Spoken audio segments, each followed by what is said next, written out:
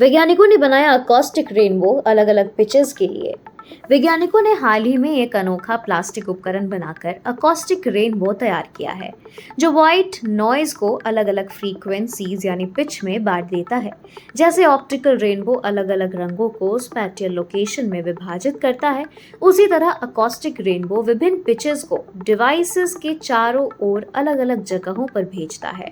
यह break through report 11 जून को science advances में प्रकाशित हुई।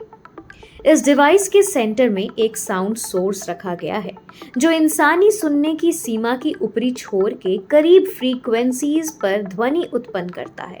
तुलना के लिए, पियानो की सबसे ऊंची नोट लगभग 4 किलोहर्ट्ज होती है। इतनी हाई फ्रीक्वेंसी पर फोकस करने से साइंटिस्ट्स और को डिवाइसेस का आकार छोटा रखने में मदद मिला। यह लगभग एक इंसानी कान जितना बड़ा है। इस इन्वेंशन की प्रेरणा मानव कान की बनावट से ली गई है। हमारी बाहरी खान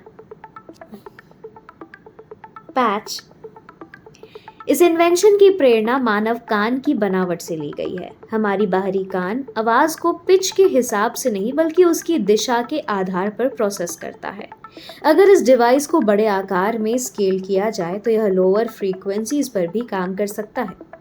इस डिवाइस में अनेक असमान और अजीब आकार के प्लास्टिक पिलर्स लगे हैं, जो साउंड वेव्स को रिफ्लेक्ट करके इंटरफेयर करते हैं। ये वेव्स एक दूसरे से टकराकर कुछ फ्रीक्वेंसीज को एम्पलीफाई करते हैं और बाकी को सप्रेस करती है, जिससे अलग अलग जगहों पर अलग पिचेस सुनाई देती है। यही अकॉस्टिक रेनबो है। एक सिमुलेशन में डिवाइस को रोटेट किया गया और लिसनर्स के पर्सपेक्टिव से यह दिखाया गया कि कैसे पिचेस अलग अलग डायरेक्शन में पहुंचती है।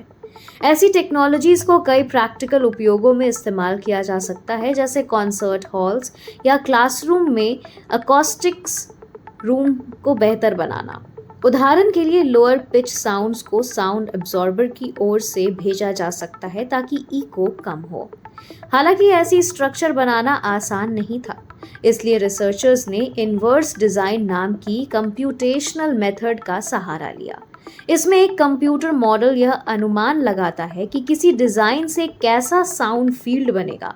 फिर रिसर्चर्स ने बार बार डिजाइन को मॉडिफाई किया ताकि आउटपुट डिजायर्ड अकॉस्टिक रेनबो से मैच करे। डिजाइन फाइनल होने के बाद उसे 3D प्रिंट किया गया और टेस्टिंग में यह सफल रहा। टेक्निकल यूनिवर्सिटी ऑफ डेनमार्क के फिजिसिस्ट रास्मस क्रिस्टेनसन ने यह कहा कि ये जो स्ट्रक्चर है वो देखने में काफ़ी रैंडम या वियर्ड लग सकता है, लेकिन इन्वर्स डिज़ाइन ने इसे एग्जैक्टली उसी पर्पस के लिए टेलर किया जिसकी हमें ज़रूरत थी। इस तरह विज्ञान ने एक और नया कदम बढ़ाया है, जो आने वाले समय में आर्किटेक्चर, साउंड डिज़ाइन और म्यूज़िक टेक्नोलॉजी में बड़ा योगदान दे सकता है।